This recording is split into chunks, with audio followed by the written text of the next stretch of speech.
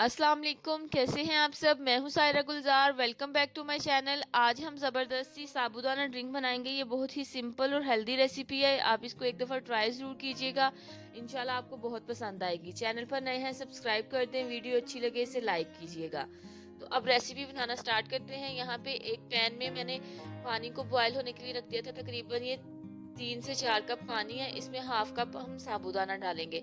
Medium flame पे इसको हमने कुक करना है तब तक जब तक ये बिल्कुल ट्रांसपेरेंट नहीं हो जाते इसके सारे जो दाने हैं। 10 से 15 मिनट तक हल्की आंच पे कुक करेंगे। बीच बीच में चम्मच चलाते रहें जब तक ये नरम नहीं हो जाता। आप इसको खा के चेक कर सकते हैं कि इसमें कोई कनी ना आ रहे, अच्छे से ये गल जाए।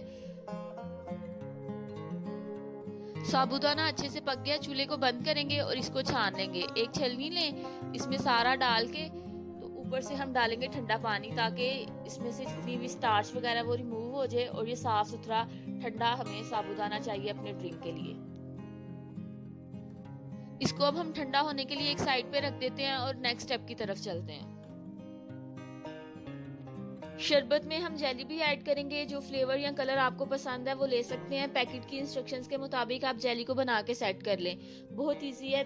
2 कप पानी लेना है आपने, उसको अच्छे से गर्म करके उसमें डाल के घोल लें और फिर बर्तन में डाल के सेट होने के लिए रख दें। अब हम इसके छोटे छोटे टुकड़े काट लेंगे।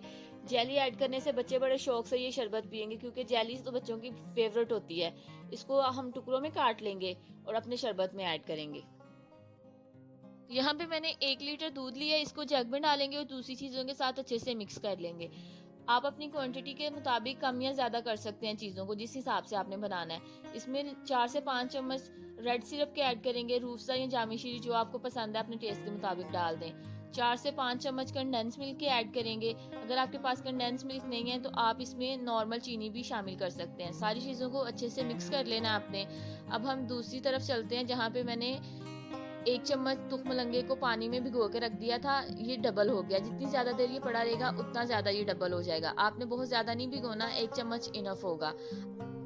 अब लास्ट पे हमने सारी चीजों को असेंबल कर लेना है। जग में बर्फ ऐड करेंगे, जितनी आपको रिक्वायर्ड हो उतनी आप इसमें बर्फ डाल दें।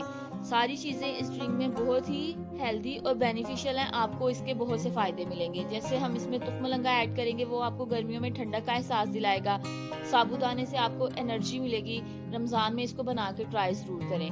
अब जग में हम जो जेली के क्यूब्स कट किए थे वो डाल देंगे और ऊपर से हम डालेंगे इसमें अपना बॉइल्ड और पका हुआ साबूदाना।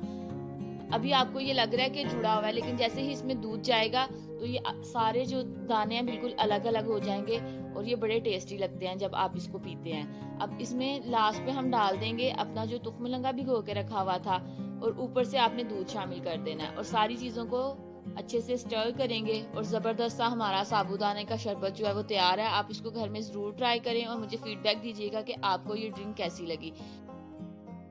आज की रेसिपी पसंद आई हो तो वीडियो को लाइक कीजिएगा, शेयर करें, चैनल को सब्सक्राइब करना मत भूलिएगा। बहुत जल्द मिलेंगे एक नई रेसिपी के साथ। तब तक अपना बहुत ख्याल रखें और मुझे दुआओं में याद रखिएगा। अल्लाह हाफिज।